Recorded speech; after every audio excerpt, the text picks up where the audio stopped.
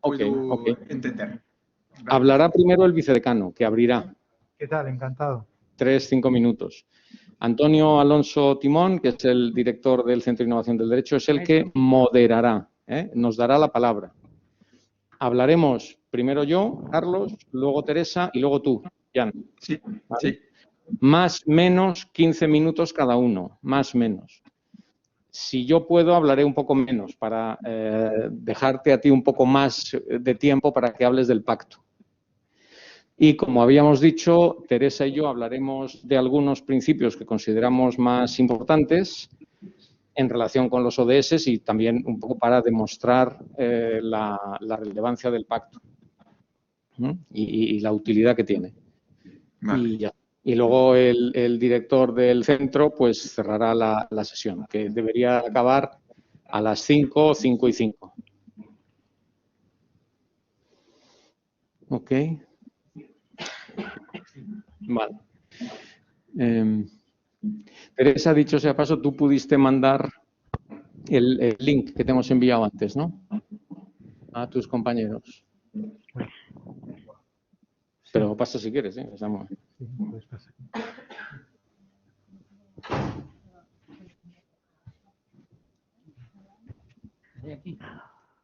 Entonces, bueno, perdón, iba a decirte, Jan, ¿tienes alguna pregunta? Any question from your side? No tengo preguntas. Está habilitado, pero Ok, no veo desde aquí. ok, gracias.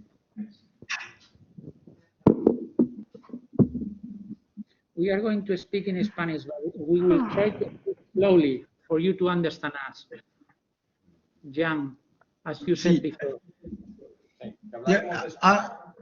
¿Puedo entender español si se hable despacio? We'll try to. Sí. I can also speak English, but it's the same. Pero yo creo que mejor que lo hagamos en español porque es lo que se dijo en la publicitación del evento, ¿no? Me gusta mucho oír el español. Muchas gracias. A nosotros soy tu francés también.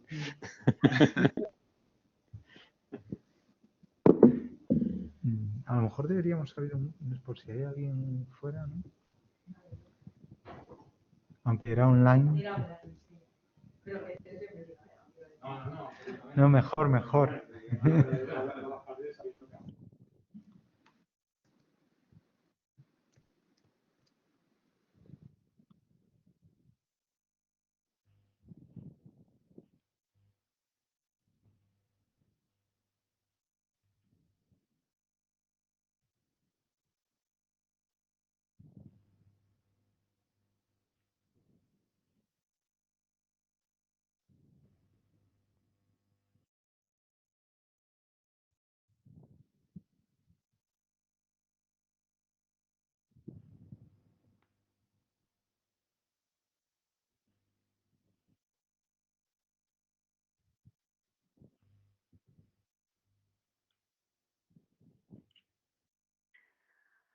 Mira.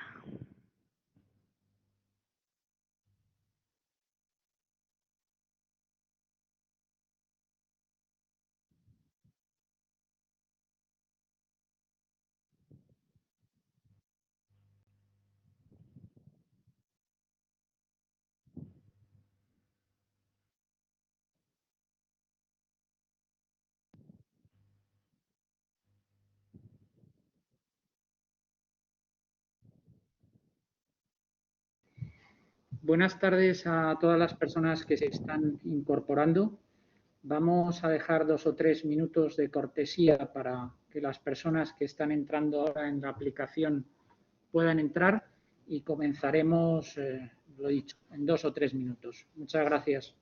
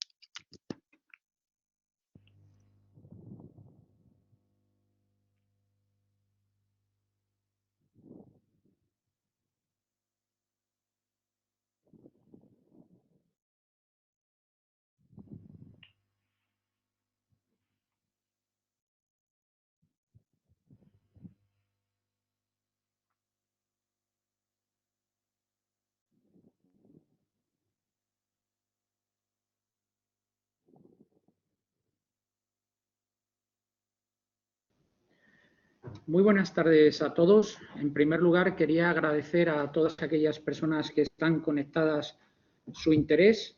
Tenemos el honor y la fortuna de ser la universidad que va a acoger la presentación de este importante proyecto del Global Path Coalition.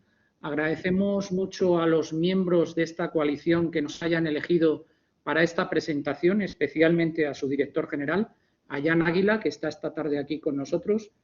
Y sin más preámbulo, voy a dar la palabra al vicedecano de Relaciones Internacionales de la Facultad de Derecho de la Universidad Pontificia Comillas, que es el profesor José Luis Rey Pérez, al que agradecemos su presencia esta tarde con nosotros. Pues muchas gracias, Antonio. Bueno, en nombre del decano de la Facultad de Derecho, el profesor Abel Veiga, que lamentablemente no puede estar hoy aquí, y en el mío propio, como vicedecano, pues quiero darles a todos la bienvenida, aunque sea de una manera virtual, a la Facultad de Derecho y CADE de la Universidad Pontificia Comillas. Quiero también agradecer al profesor Carlos de Miguel la organización de este evento y a los ponentes que van a intervenir a continuación su participación, que sin duda va a ser muy interesante. La presentación del Global Path Coalition para la defensa del medio ambiente y de los principios medioambientales es algo muy relevante y que quizá llega ya en tiempo de descuento. La preocupación medioambiental no es algo nuevo. Ya los movimientos de los años 60 cayeron en la cuenta de que el capitalismo productivo e industrial era un modo de vida insostenible. Pero han pasado más de 50 años y seguimos luchando y viendo los efectos de nuestro comportamiento sobre los ecosistemas, la biodiversidad, los océanos, el calentamiento global, la falta de agua, etc. Es cierto que hoy sí hay una conciencia a nivel global de este problema y las nuevas generaciones están muy mentalizadas de la necesidad de cuidar nuestra casa común. Pero todavía hay una cierta pereza o lentitud en nuestros gobiernos a la hora de tomar medidas que sean valientes. Los fondos de la Unión Europea que han surgido como consecuencia de la pandemia, los Next Generation, tienen como uno de sus dos ejes la sostenibilidad, y eso yo creo que es algo muy relevante. Como universidad y como Facultad de Derecho, llevamos desde que fueron aprobados por la ONU comprometidos con los Objetivos de Desarrollo Sostenible. De hecho, la Universidad Pontificia Comillas es la cuarta universidad en el mundo en el cumplimiento del objetivo número 7, energía asequible y no contaminante, la quinta a nivel mundial también en el número 13 de los Objetivos de Desarrollo Sostenible, acción por el clima, y la 15ª en el octavo, en el trabajo decente y crecimiento económico, según el último ranking de Times Higher Education. Creemos que los Objetivos de Desarrollo Sostenible son un todo y que ninguno puede quedar atrás. Como Universidad Pontificia y Universidad Jesuita, no podemos olvidar que la primera encíclica del Papa Francisco, Laudato Si, versaba precisamente sobre el cuidado de la casa común, donde al inicio el Papa señalaba: hago una invitación urgente a un nuevo diálogo sobre el modo como estamos construyendo el futuro del planeta. Necesitamos una conversación que nos una a todos porque el desafío ambiental que vivimos y sus raíces humanas nos interesan y nos impactan a todos. El movimiento ecológico mundial ya ha recorrido un largo y rico camino y ha generado numerosas agrupaciones ciudadanas que ayudaron a la concienciación. Lamentablemente, muchos esfuerzos para buscar soluciones concretas a la crisis ambiental suelen ser frustrados no solo por el rechazo de los poderosos, sino también por la falta de interés de los demás. Yo creo que este Global Path Coalition, que se presenta esta tarde, es una muestra de que este tema no nos es indiferente y es un esfuerzo más por atajar el deterioro de nuestra casa común. Creo, y esto es una opinión ya más personal, que las herramientas que hasta ahora viene usando el derecho para lograr el freno del deterioro ambiental han quedado obsoletas. Hasta ahora el derecho ha tenido un enfoque excesivamente antropocéntrico, cosa que puede parecer obvia si pensamos que es una construcción humana para regular la vida social. Pero la legislación ambiental, y por cierto creo que el derecho ambiental tiene ya carta de naturaleza para ser una rama del derecho con autonomía e independencia propia, no ha tenido grandes logros. Quizás porque se ha orientado a los objetivos del ser humano y porque detrás del derecho siempre está el poder. Dice también el Papa Francisco que el sometimiento de la política ante la tecnología y las finanzas se muestra en el fracaso de las cumbres mundiales sobre medio ambiente. Hay demasiados intereses particulares y muy fácilmente el interés económico, sigue diciendo el Papa, llega a prevalecer sobre el bien común y a manipular la información para no ver afectados sus proyectos. Y los poderosos y los no poderosos, los que vivimos aquí y ahora, podemos tener una visión a corto plazo y no a medio y largo plazo. Por resumir, los cambios que el derecho, en mi opinión, tendría que hacer son muchos, pero quiero solo nombrar dos.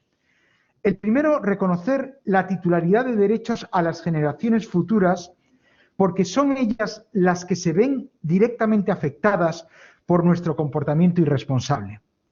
Y en estas generaciones futuras no solo están las humanas, también están las no humanas. Porque todos, humanos y no humanos, compartimos el interés en cuidar el planeta, el interés en cuidar la casa común. Y esto me lleva al segundo, y es que los no humanos, la propia naturaleza, deben ser también titulares de derechos. Esto ha ocurrido ya, por ejemplo, en la Constitución de Ecuador, donde se habla de que la Pachamama, la madre naturaleza, es titular de derecho.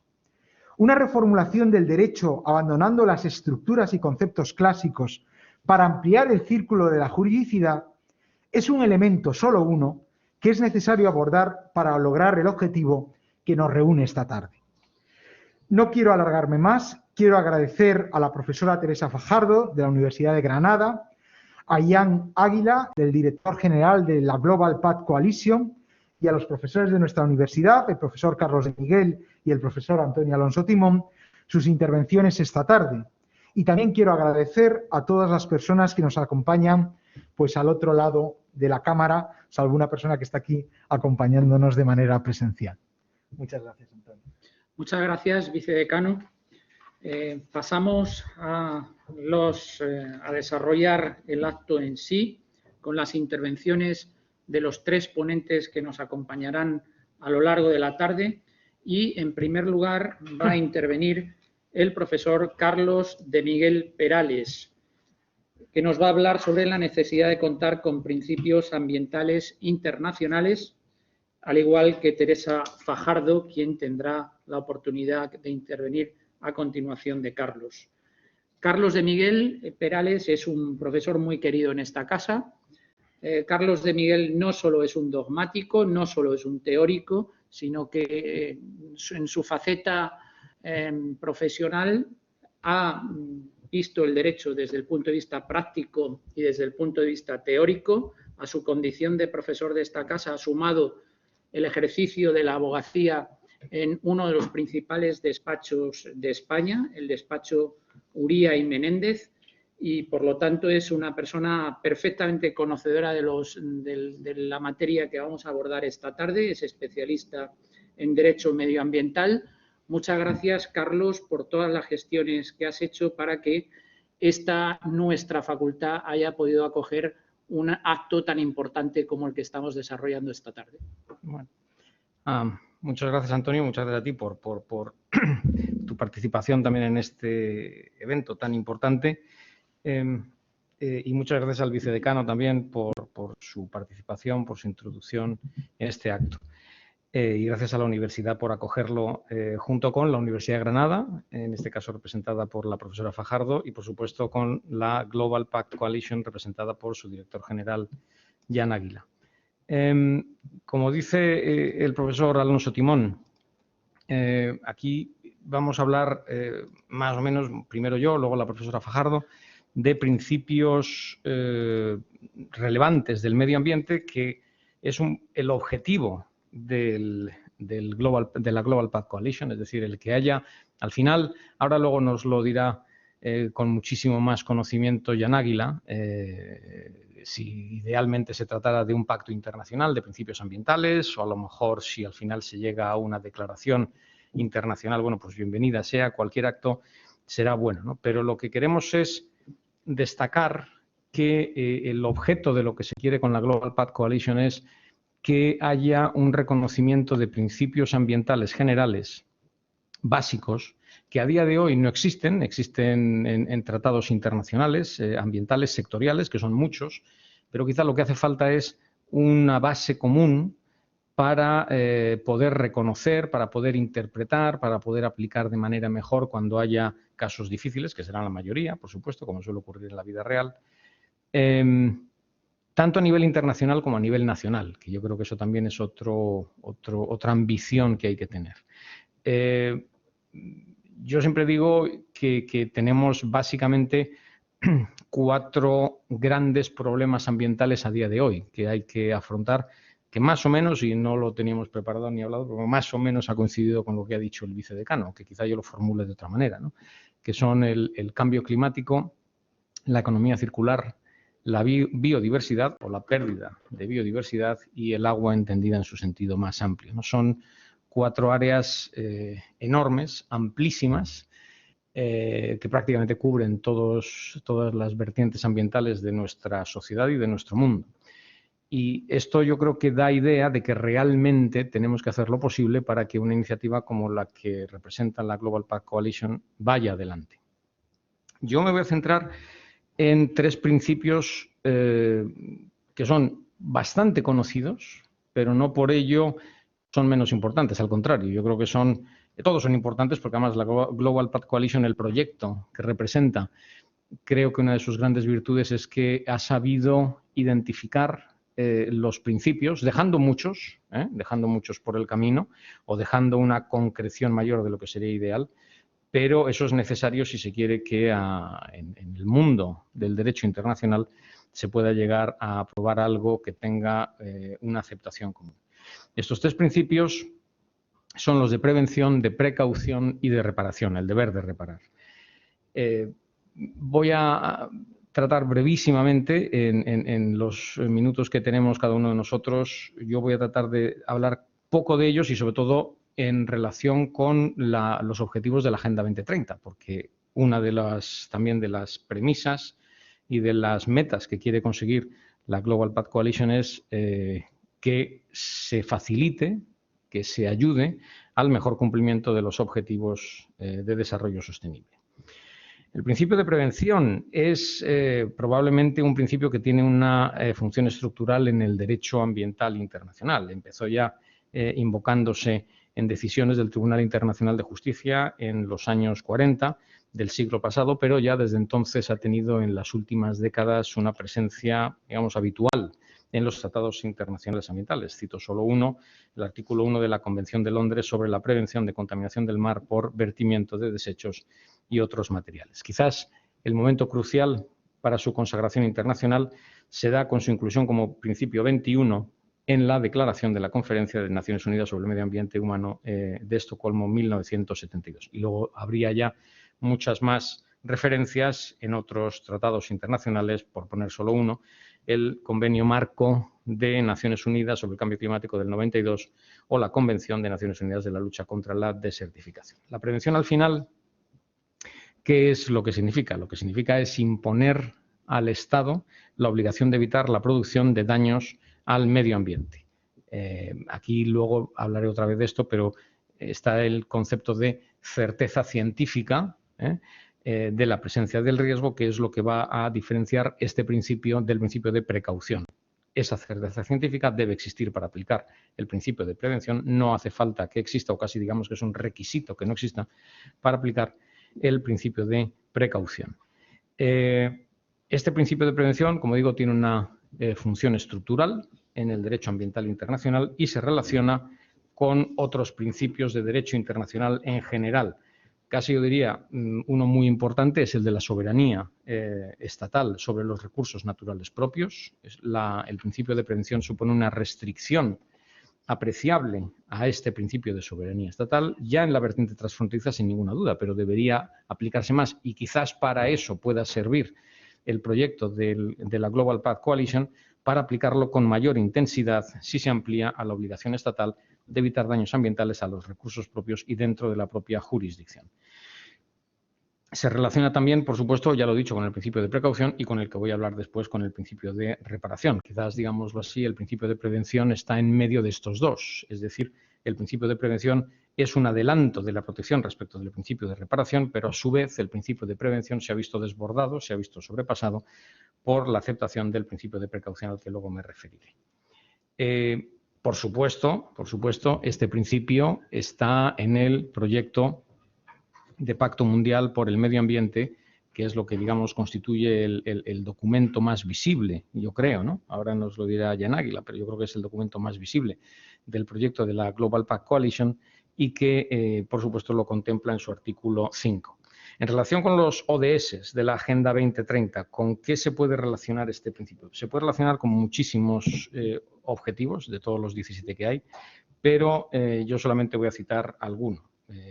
Empiezo con el 13, la adopción de medidas urgentes para combatir el cambio climático y sus efectos. La meta 13.2 persigue la incorporación de medidas relativas al cambio climático en las políticas, estrategias y planes nacionales, y en relación con eso hay que hablar del artículo 3 de la Convención Marco sobre el Cambio Climático, que precisa que las medidas que las partes deben tomar han de ser de, y cito ahora literalmente, precaución para prever, prevenir o reducir al mínimo las causas del cambio climático y mitigar sus efectos adversos. Por lo tanto, aquí ya se ve una relación directa, clara, entre el principio de prevención y la prevención del cambio climático y de sus efectos adversos.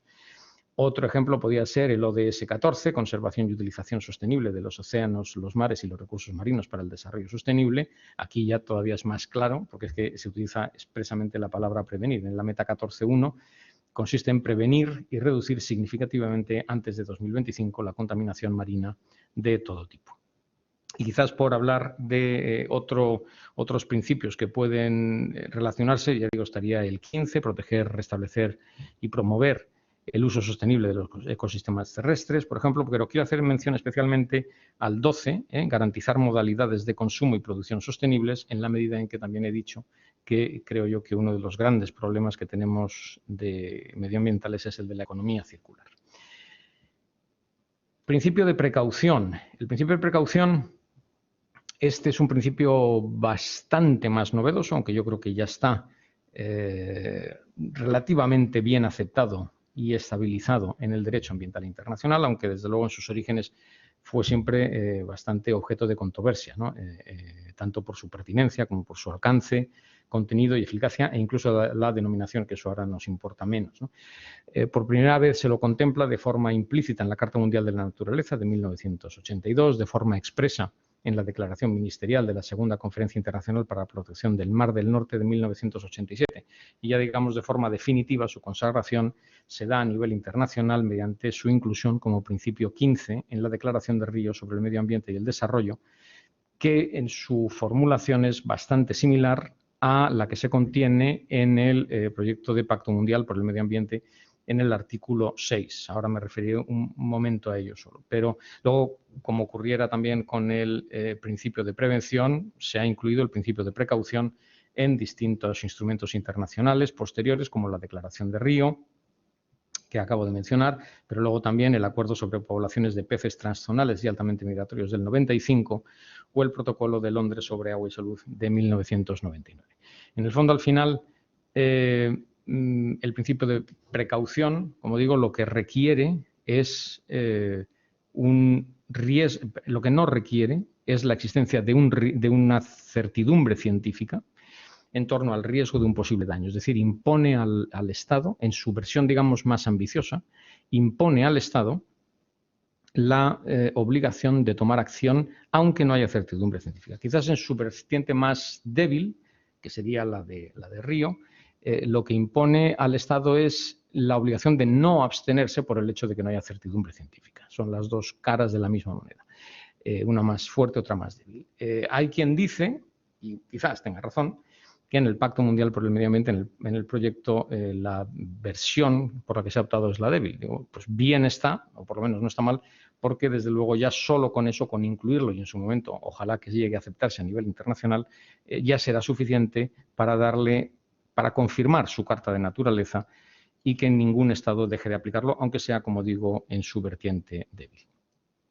En cuanto a los ODS de la Agenda 2030, la contribución más evidente de este principio a la consecución de estos objetivos consiste en su propia naturaleza, en su propio contenido, que es adelantar la barrera de protección frente a posibles daños ambientales. De tal manera, como digo, que el Estado no puede ampararse en una insuficiente acreditación científica del riesgo para posponer su actuación. Esto, ya solo con esto, ya sería suficiente para mejorar o como mínimo para no empeorar la protección del medio ambiente. Pero luego hay también, y voy a citar unos pocos ODS que se encuentran directamente vinculados con el principio de precaución. Por ejemplo, el 6, promoción del agua limpia y saneamiento; el 15, protección de los ecosistemas terrestres; el 14, protección de la vida submarina, los mares y los océanos; el 11, fomento de las ciudades y comunidades sostenibles; y el 13, la acción por el clima otra vez, ¿no? Con lo cual, de nuevo, está claro y parece también un poco lógico, ¿no?, que es un principio básico para la consecución de estos objetivos. Y ya terminaré dedicando unos pocos minutos al principio de reparación de los daños ambientales. Decía al principio, al principio de mi exposición, que iba a hablar de los principios básicos. Pues quizás dentro de los básicos, este es el más básico, porque yo creo que es el primero. Es decir, no tiene sentido hablar de la protección medioambiental si no se habla, junto con esa idea de protección, del deber de reparación, porque es la primera forma de protección. Probablemente no es la mejor, siempre es mejor prevenir que reparar, como se suele decir, pero desde luego es lo mínimo imprescindible que debe existir. A pesar de ello, y de nuevo esto vuelve a resaltar la importancia del Pacto Mundial por el Medio Ambiente y la iniciativa de la Global Pact Coalition, no existe un deber general expreso de reparar daños ambientales en el ámbito internacional. Existe en muchísimos tratados internacionales, pero no a nivel básico, como principio general, que es lo que se debería intentar. Para acabar, entonces, también quiero citar algunos objetivos de desarrollo sostenible de la Agenda 2030 que tienen una relación especial con este principio de reparación. Citaré no todos, pero, por ejemplo, el número 1, poner fin a la pobreza en todas sus formas en todo el mundo. Se dice que dentro de las manifestaciones distintas que puede tener la pobreza figura el acceso limitado a servicios básicos como la salud. Entonces, bueno, pues está claro que esto se vincula con el deber de reparar en la medida en que, si este deber de reparar, este principio de reparación, se aplica debidamente, se reducirá la necesidad de acceder a servicios de la salud y hará más fácil que dichos servicios se extiendan a toda la población. Y por citar otro, hablando ya que he dicho también como problemas los del agua, el objetivo número 6, garantizar la disponibilidad de agua y su gestión sostenible y saneamiento para todos. Este es creo yo que es un objetivo intensamente relacionado con el deber de reparar daños ambientales, porque solo cumpliendo debidamente con este principio, con el deber de reparar los daños ambientales, se puede cumplir con este objetivo 6, en el sentido de que la mala calidad del agua y el saneamiento inadecuado repercuten en la seguridad alimentaria, los medios de subsistencia y la oportunidad de educación para las familias pobres en todo el mundo, que forma parte de este objetivo número 6.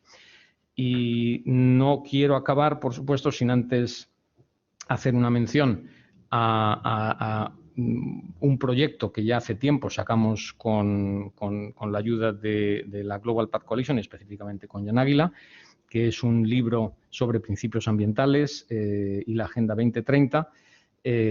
También quiero reconocer aquí que me ha apoyado, por supuesto, para expresar mi opinión sobre estos principios en concreto, bueno, pues sobre alguno de los autores, compañeros que hicimos este libro, y en concreto los profesores Gómez Lanz, de Tomás Morales, y Borja Sánchez. Así que muchas gracias, y por mi parte ya he acabado. Muchas gracias, Carlos. Damos la palabra ahora a la profesora Teresa Fajardo del Castillo, de la Universidad de Granada. Teresa, cuando quieras. Muchas gracias por tu participación esta tarde en este acto. No se oye. No se te oye, Teresa. ¿Y ahora? Ahora. ¿Se oye ahora? Sí, sí. En primer lugar, quería expresar mi agradecimiento a la Universidad de Comillas, al profesor Carlos de Miguel y a las autoridades de la Facultad de Derecho de ICADE por haberme dado la oportunidad de participar en este acto junto con mi universidad.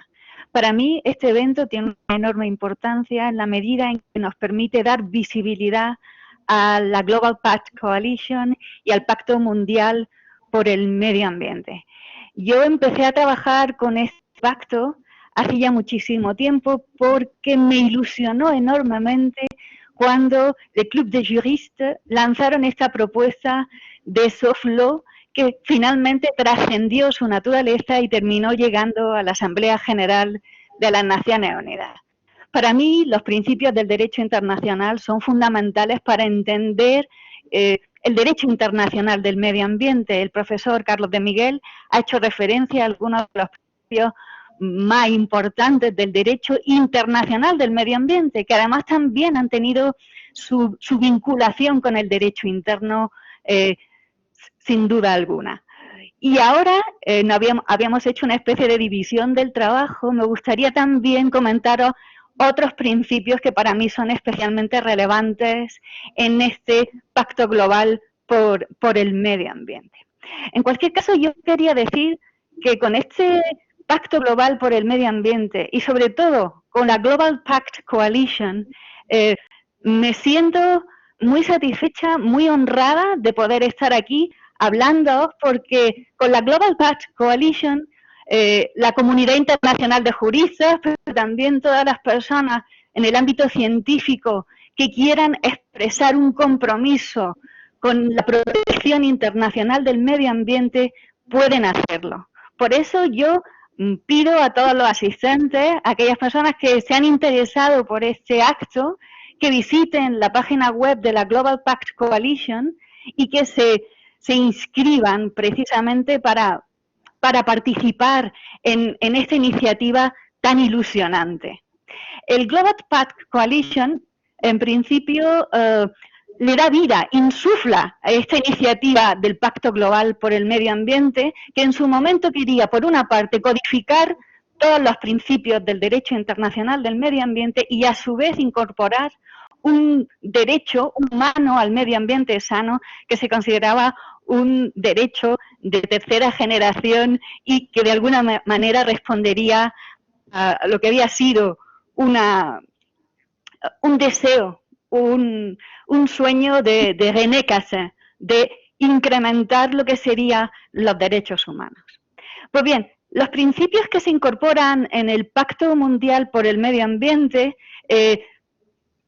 voy a ir haciendo una brevísima referencia a ellos. En el primer artículo se hace una referencia a ese derecho a un medio ambiente sano. Se dice ecológicamente sano, pero se habla de un medio ambiente que permitiría a la persona desarrollar su dignidad, su bienestar, su cultura. Por tanto, el enfoque no deja de ser antropocéntrico y, aún así, nos da un salto más, y creo que esa es una de las aportaciones, de las muchas aportaciones del pacto. Se vincula directamente con el segundo artículo, que nos viene a hablar del deber de proteger el medio ambiente. Toda persona, Estado, instituciones internacionales, personas públicas, privadas, todos tenemos una obligación de proteger el medio ambiente. Aquí hay un entronque realmente con la tradición francesa, con la Carta del Medio Ambiente de 2004, que hace que el ciudadano se convierta en responsable igualmente de la protección medioambiental. A continuación vienen algunos de los principios que ha explicado también el profesor Carlos de Miguel. Y ya más adelante empezarían aquellos principios que para mí constituyen, digámoslo así, el pilar de la democracia ambiental. Cuando hablamos de los principios que se refieren al derecho a la información, al derecho a la participación pública en cualquier procedimiento en el que se pueda haber afectado el medio ambiente, igualmente la participación en cualquier procedimiento administrativo o judicial en el que se pueda hacer una protección del medio ambiente. Estamos aquí en presencia realmente de lo que son los pilares básicos de la participación del ciudadano en la defensa del medio ambiente a través de las distintas vías. Por tanto, pilares, he dicho, de la democracia medioambiental, debería haber empezado diciendo pilares del Estado de Derecho medioambiental y luego de esa democracia medioambiental que es tan fundamental. Además, aquí hay una cuestión también que entronca con el primer derecho al que habíamos hecho referencia. En el pacto se nos viene a pedir a los Estados que constitucionalicen los derechos más importantes y los principios más relevantes del pacto. Sin embargo, la constitucionalización, la incorporación en el ordenamiento jurídico interno, en las leyes fundamentales, exige un enorme esfuerzo económico, social, político, un enorme compromiso por parte de los Estados. Eso me lleva a hacer una referencia a los siguientes artículos o principios fundamentales del pacto, que son aquellos que se refieren a la cooperación interestatal. Estamos aquí en presencia de un compromiso muy claro que viene a señalar, como en tantas otras ocasiones, que las obligaciones que se asumen en el ámbito internacional medioambiental tienen como vocación cambiar el modo en que el Estado ejerce su soberanía. Este es el punto de partida de todos los debates y de todos los conflictos, porque en principio estamos pidiéndole a los Estados que incorporen en su ordenamiento jurídico interno una normativa medioambiental que, como antes señalábamos, puede llevar a pedir la reparación de daños o también la participación pública en todo proceso normativo. Pues bien, la última parte de principios del pacto tiene la peculiaridad, y yo creo que eso es fundamental que lo subrayamos, tiene la peculiaridad de abordar la cooperación entre Estados para, por una parte, tomar nota de que los Estados tienen capacidades muy distintas a la hora de proteger el medio ambiente.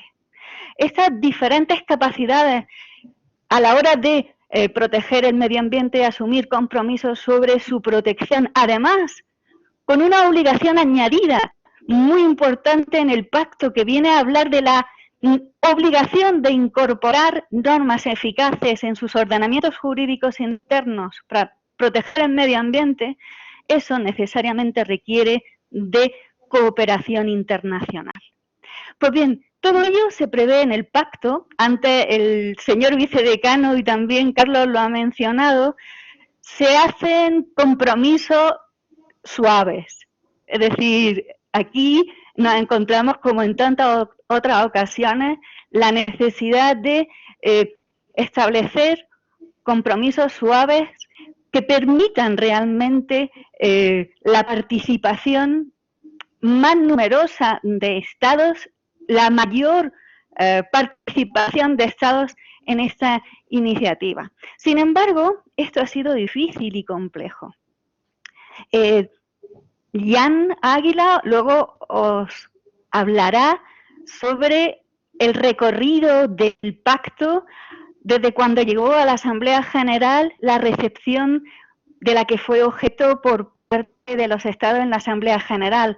Algunos volvieron a hacer un recordatorio muy claro a lo que significa la soberanía nacional y volvieron a reivindicar precisamente su soberanía a la hora de priorizar los objetivos de desarrollo y también a la hora de priorizar sus políticas de protección medioambiental y de explotación de los recursos naturales.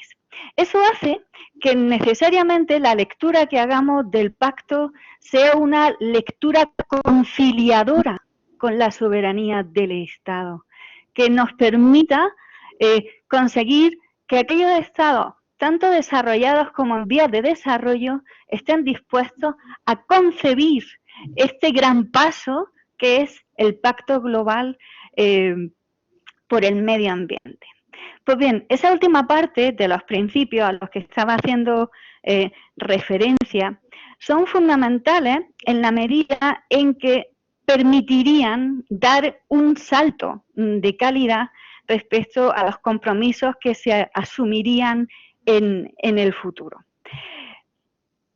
No solamente se tratará de que en el futuro, cuando llegue el momento de recordar el 50 aniversario de la Declaración de Estocolmo sobre el medio humano o el 30 aniversario de la Declaración de Río de Janeiro sobre el medio ambiente y el desarrollo, habrá que hacer algo más hasta ahora la codificación de principios era una codificación que seguía las líneas de los instrumentos previos. Ahora, creo que algunas de las cuestiones que realmente son importantes y sobre las que hay que revisitar el pasado, se refieren especialmente a, y este es otro de los principios, el que se contiene en el artículo 13, los que se refieren precisamente al reconocimiento de la importancia de la ciencia a la hora de proteger el medio ambiente. El imperativo científico que debe guiar las políticas de protección de la biodiversidad, las políticas de lucha contra el cambio climático y todos aquellos instrumentos internacionales que deben ser objeto de una aplicación más efectiva. Hay una cuestión que simplemente quería mencionar, pero que considero que le da también sentido al pacto. Venía a señalarse la necesidad de un instrumento internacional general que abordase la protección del medio ambiente de una manera unitaria y no fragmentada. Hay veces que se ha hecho mención a la necesidad de la fragmentación para dar especificidad a los temas. Sin embargo, la fragmentación ha ido también en detrimento a un mayor desarrollo normativo y a un mayor desarrollo institucional. Seguimos sin tener una organización internacional del medio ambiente y el programa de Naciones Unidas para el medio ambiente sigue ocupándose de todo con recursos muy limitados.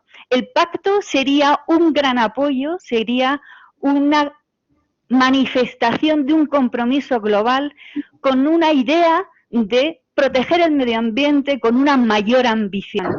Y aquí es donde quiero finalizar mi presentación. Hay una cuestión fundamental que el Global Pact Coalition nos pide a todos.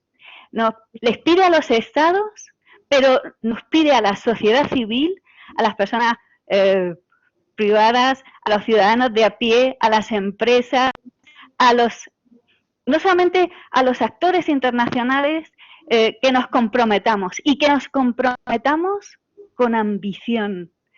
Y yo soy una convencida muy firme respecto a que mi generación y la generación futura se identificará o nos identificaremos precisamente con este compromiso que se convertirá en la leitmotiv, en lo que motivará nuestra acción, no solamente profesional, sino en el día a día. Nuestra comunicación de este compromiso con la protección del medio ambiente, la protección de la biodiversidad, en la lucha cotidiana contra el cambio climático, para mí son fundamentales. Entonces, quiero terminar agradeciendo esta oportunidad a Jan Águila, a Carlos de Miguel y a la Universidad de Comillas, el que hayamos podido hacer visible este pacto, darle visibilidad y también pedir un compromiso y una mayor ambición con él. Muchas gracias. Muchas gracias, Teresa. Yo creo que has sido capaz de transmitir no solo el convencimiento, sino el entusiasmo que ha en tu intervención. Muchísimas gracias. Damos la palabra ahora a Jan Águila.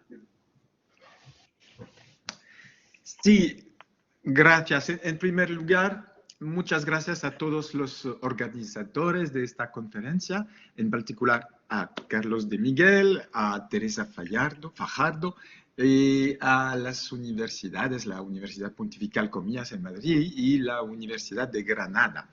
Y disculpen mi español, es un placer hablar español y oírlo, pero no practico a menudo y se me escapan algunas palabras, pero afortunadamente tengo un texto que me ayuda. Es un placer y un honor de estar aquí. Y es una oportunidad para nosotros para hablar de el Pacto Mundial por el Medio Ambiente, este proyecto, y para hablar de este proyecto en España, porque necesitamos el apoyo de España y de los jóvenes en España y de los académicos en España es muy importante para nosotros. Tengo dos puntos. Primer punto, ¿por qué necesitamos un pacto? En 2 minutos. Y segundo punto, ¿cuál es el estado de las negociaciones del pacto? ¿Por qué necesitamos un pacto? ¿Por qué necesitamos un tratado internacional que reconozca derechos y deberes en el ámbito medioambiental? Hay dos razones principales. Una razón jurídica y una razón política. En primero, el Pacto Mundial sería una herramienta jurídica para proteger mejor los derechos de los ciudadanos y más que eso, para proteger los principios al nivel internacional de los cambios en los gobiernos, en las mayorías políticas. Recordamos lo que ha ocurrido en Estados Unidos con Donald Trump. Cuando los principios están consagrados al nivel internacional, es una mejor protección. Y el objetivo es dotar a estos principios de fuerza legal para que puedan ser invocados ante los tribunales, por ejemplo. Se trata de nuestros derechos como ciudadanos. Se trata también de los derechos de nuestros hijos. Es una primera razón jurídica. La segunda razón es política, porque el pacto podría ser una herramienta política.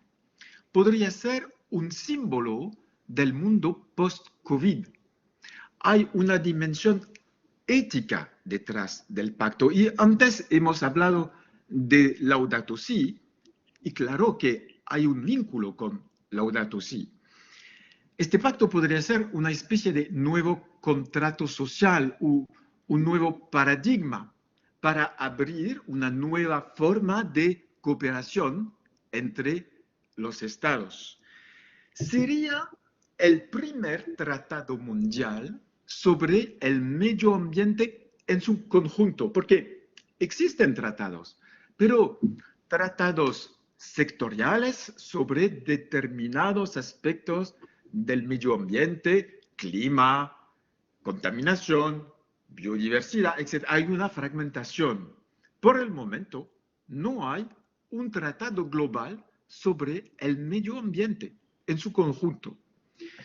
Es la segunda razón por la que necesitamos un pacto mundial. Segundo punto, ¿cuál es el estado de las negociaciones del pacto? ¿Cuáles son los siguientes pasos? En resumen, podemos decir que ha habido 3 temporadas, un poco como una serie en Netflix. La primera temporada fue la del éxito del pacto. Fue realmente un momento muy emotivo para nosotros, porque vivimos la llegada de nuestro proyecto frente a la Asamblea General de las Naciones Unidas. Y fue muy rápido, quizás demasiado rápido. Al principio éramos un pequeño grupo de juristas con el Club de Juristes en Francia y una red de expertos internacional. Hoy, ahora mismo, hace exactamente 4 años, el 23 de junio en 2017, que los expertos reunidos en París redactaron el primer borrador del pacto. Y finalmente, el 10 de mayo de 2018, la Asamblea General de las Naciones Unidas adopta una resolución titulada Hacia un pacto mundial por el medio ambiente. Fue increíble para nosotros. Fue la primera temporada. Luego llega la segunda temporada. en 2019 fue la temporada del fracaso del pacto. Nos hemos encontrado con dificultades, con algunos estados, pocos en número, pero muy fuertemente opuestos al pacto. Los Estados Unidos, los de Donald Trump, la Rusia de Putin, el Brasil de Bolsonaro, etc. Y fue una sorpresa porque se me olvidó decirlo, pero la resolución de 2018 de la Asamblea General había sido aprobada por una mayoría abrumadora, 143 estados, 143 a favor y solo 5 en contra. Así que, en resumen, al final fueron estos 5 estados los que ganaron, los que bloquearon el proceso. ¿Y cómo es posible? Debido a una regla de decisión en estos foros internacionales llamada método de consenso. Y con esta decisión, los estados decidieron de posponer la decisión, de dejar el pacto de lado. Dijeron, bueno, por el momento solo vamos a adoptar una declaración política, no un verdadero tratado internacional, sino una declaración política sin valor jurídico.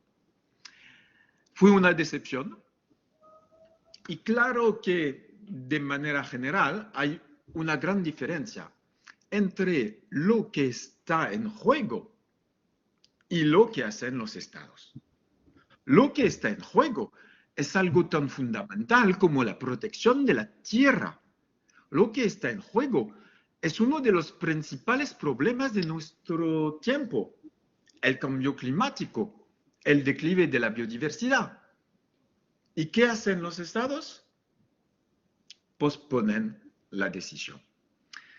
Aquí estamos. Ahora estamos en la tercera temporada del pacto. Las negociaciones sobre la declaración, podría ser una declaración por el momento, siguen en curso. Y a este punto hay que mirar al lado bueno del asunto. Ahora, para ser optimistas, tenemos 2 certezas. En 2022 habrá un texto, una declaración por el momento, pero es un texto y podría ser una importante declaración, podría ser quizás el texto de referencia para los próximos 10 años. Y en 2022 habrá 2 conferencias internacionales importantes. En febrero, la Asamblea del Medio Ambiente de la ONU en Nairobi. Y en junio, la próxima cumbre de la Tierra en Estocolmo. Y quizás no cierra la puerta por completo al pacto. Todo es posible. Las circunstancias han cambiado, por ejemplo, con la llegada de Joe Biden a Estados Unidos. Nunca se sabe. La idea de un pacto podría volver. El último episodio de la tercera temporada será en 2022. Y estamos escribiendo la historia. Estamos en la recta final. Tenemos que estar preparados y mantener la presión en los estados. Es porque, entonces, con un montón de abogados, nos dijimos que hasta ahora hemos llevado este proyecto sobre nuestros pequeños hombros de abogados, pero todavía tenemos que hablar de este proyecto a la sociedad civil, en particular a los jóvenes. Porque a menudo cuando hablo de aquel proyecto a mi alrededor, me doy cuenta de que la gente está interesada, pero no ha escuchado hablar, no conoce el pacto. Y es cierto que los jóvenes deben sentirse interesados por este proyecto. Los jóvenes quienes son los primeros en comprometerse con las marchas por el clima, etc. Y el Pacto Mundial por el Medio Ambiente puede ser un proyecto de constitución ecológica para el mundo. Es un proyecto que debe interesar a los jóvenes. Y es porque creamos una coalición para ampliar el círculo de abogados a otros actores, como estudiantes, ciudadanos y ONG. Una coalición del Pacto Mundial con un nombre en inglés para dar la dimensión internacional, la Global Pact Coalition. Y me gustaría destacar el impacto de su movilización, incluso sobre los diplomáticos. No sospechaba esta importancia, pero los diplomáticos me dicen, necesitamos la movilización de la sociedad civil para presentar una idea a la ONU.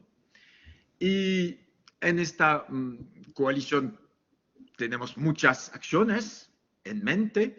Por ejemplo, estamos creando una red de embajadores del pacto en todos los países del mundo, con estudiantes, y podría ser muy interesante que algunos estudiantes en España pertenecen a esta red de embajadores, y tenemos muchas ideas, pero necesitamos su ayuda, y como Teresa le dije, con un gesto muy pequeño. Es muy fácil de entrar a nuestro sitio web y registrarse.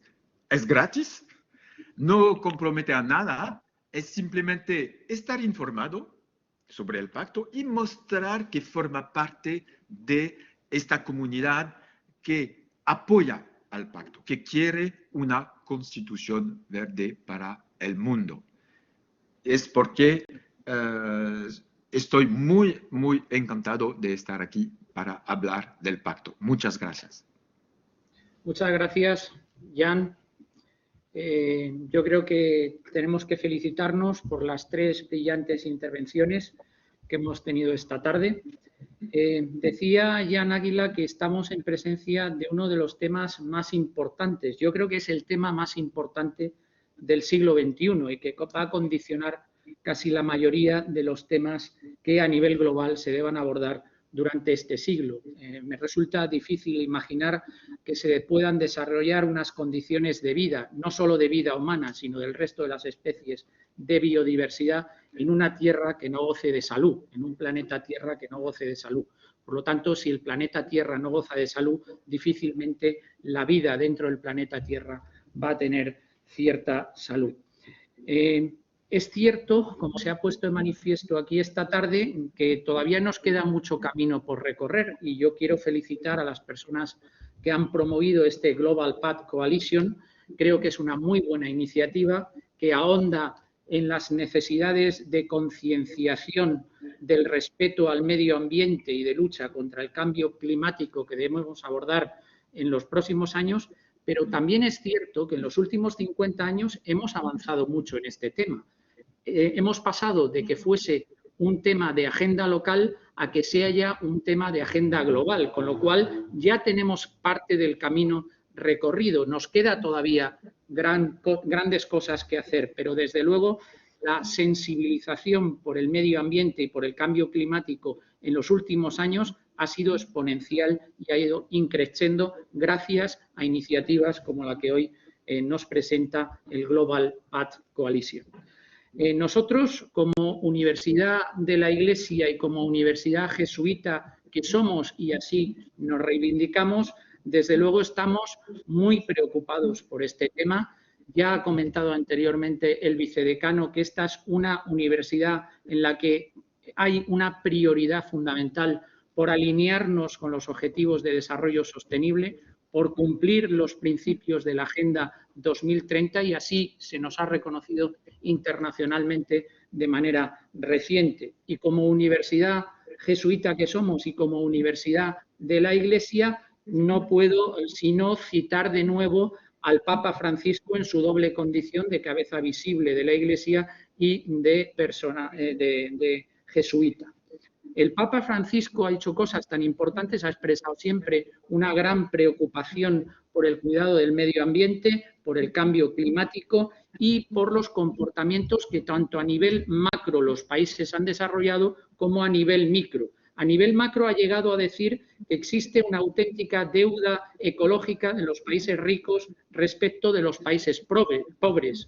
Lo que quiere poner de manifiesto aquí el Papa es que hay determinados comportamientos por parte de los países industrializados que desde luego no están ayudando al cuidado del medio ambiente. Y aquí, en esta materia, sí que vemos claramente un determinado gap en la industrialización. A mayor industrialización, probablemente mayor afectación del medio ambiente y a menor industrialización, menos afectación del medio ambiente. Pero es que además a nivel micro, pensando en los comportamientos individuales también en los países ricos y en los países pobres, el Papa Francisco ha señalado que hay una dinámica estructuralmente perversa de producción y consumo, con lo cual está llamando la atención sobre un tema fundamental. Es que la principal herramienta, la herramienta más eficiente de mejora del medio ambiente y de lucha contra el cambio climático eres tú. Somos todos y cada uno de nosotros con nuestros comportamientos responsables a nivel individual y con la exigencia a los distintos estados para que se preocupen, para que incorporen a su agenda el cuidado del medio ambiente. Por lo tanto, yo creo que, como decía Jan Águila, y nos ha presentado como una serie de Netflix, el Global Pact Coalition, yo estoy seguro que todavía vamos a asistir a más capítulos y estoy seguro de que esta serie de Netflix va a tener un final feliz.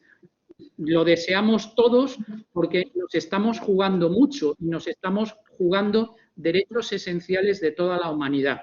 Por lo tanto, de nuevo, muchísimas gracias, Jan, muchísimas gracias, Carlos, muchísimas gracias, Teresa, a ti personalmente y a la Universidad de Granada por esta participación esta tarde en este acto. Y desde luego, desde la Universidad Pontificia Comillas, prestaremos todo nuestro apoyo y nuestros esfuerzos al Global Pact Coalition, porque además es una iniciativa que está muy alineada con varios proyectos de investigación que dentro de la Universidad Pontificia Comillas se están desarrollando. Muchísimas gracias a los tres participantes y muchísimas gracias a todas las personas que han estado conectadas esta tarde. Gracias, buenas tardes. Muchísimas gracias. Gracias, merci beaucoup. Gracias. Merci beaucoup. Merci beaucoup, à bientôt. Quiero hablar francés como tú hablas español, ya. Gracias. Gracias, hasta luego. C'était un plaisir. Adiós, Teresa. Adiós, Teresa. Adiós. Un placer. Muchísimas gracias. Placer.